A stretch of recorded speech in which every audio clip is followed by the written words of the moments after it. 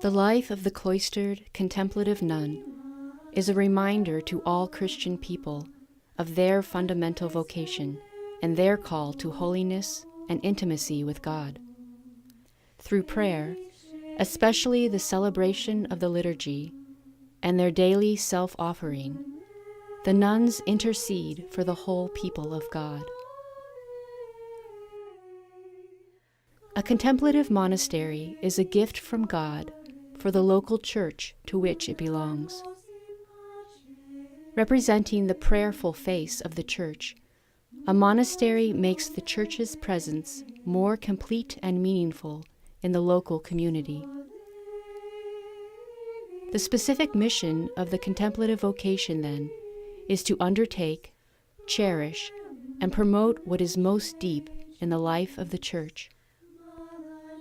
Hence, Dominican nuns have a clear realization that they are completely consecrated to God and called to bring about the extension of the kingdom of God in the world by means which are hidden, but nevertheless possess a wonderful efficacy. The whole life of the Dominican nun is harmoniously ordered to preserving the continual remembrance of God. The monastery, with its distinctive architectural form, is intended to create a space of separation, solitude, and silence, where God can be sought more freely in a life not only for Him and with Him, but also in Him alone. The rhythm of the life of the Dominican nuns is ordered by the celebration of the liturgy, private prayer, a life in common, the observance of the vows, and study of sacred truth, all of which are helped by enclosure, silence, the habit, work, and penitential practices. 7 times each day, the nuns gather together as a community to unite themselves with the universal church, on earth and in heaven, to chant the prayer of the divine office, which is the prayer of Christ to the Father. The day begins with the ancient monastic practice of vigils, also known as matins, at 3:30 a.m. The nuns return to chapel every 3 hours throughout the day to worship and glorify God, and to pray for the needs of the church. The last canonical hour of the day is Compline, night prayer, which ends with the Dominican tradition of chanting the Salve Regina, by which the nuns entrust themselves and the whole world to the protection of the Blessed Virgin Mary. In addition to liturgical prayer, the nuns devote 2 hours each day to private prayer and Lectio Divina.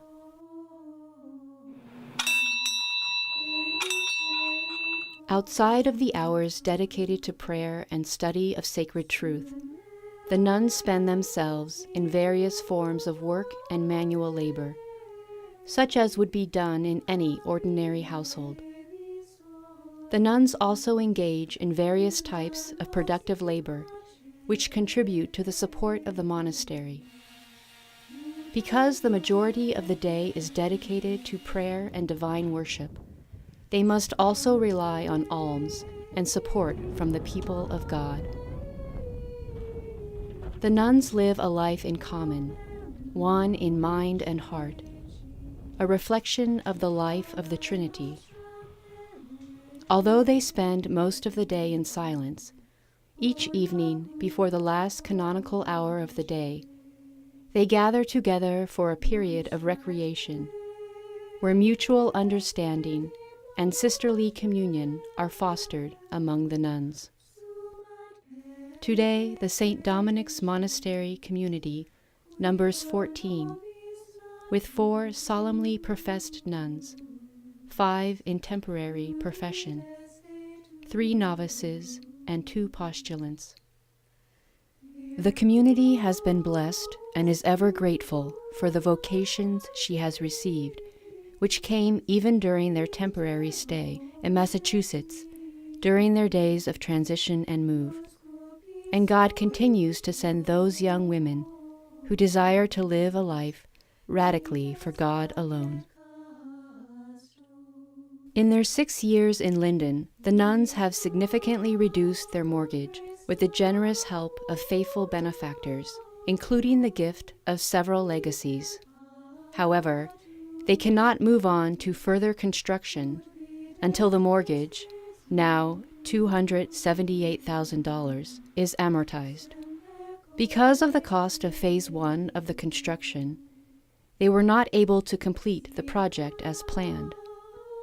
The essentials of the monastery that make their monastic life possible are in place.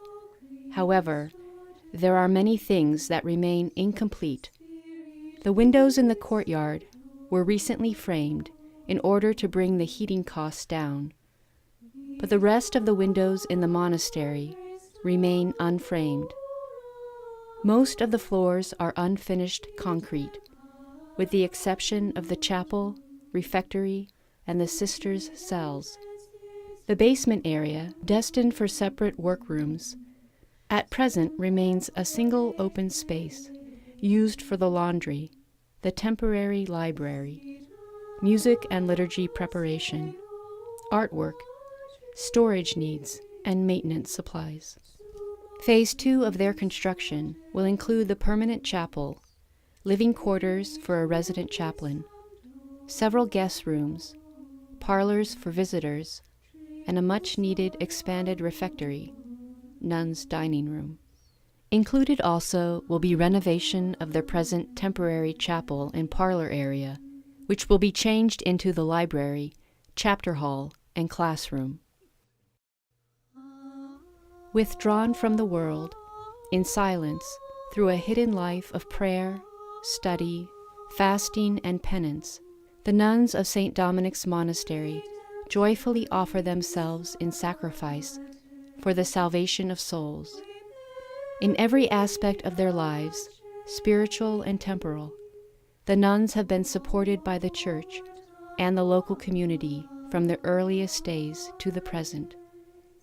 It is with undying gratitude that the nuns continually remember in prayer their friends and benefactors, living and deceased, known and unknown, without whom they would be unable to live the life to which they have been called.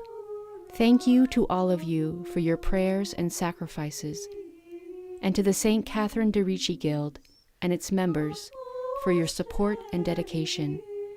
The Dominican nuns entrust themselves to you and to the Laetare benefit, and are grateful for all you have done and will continue to do for St. Dominic's Monastery.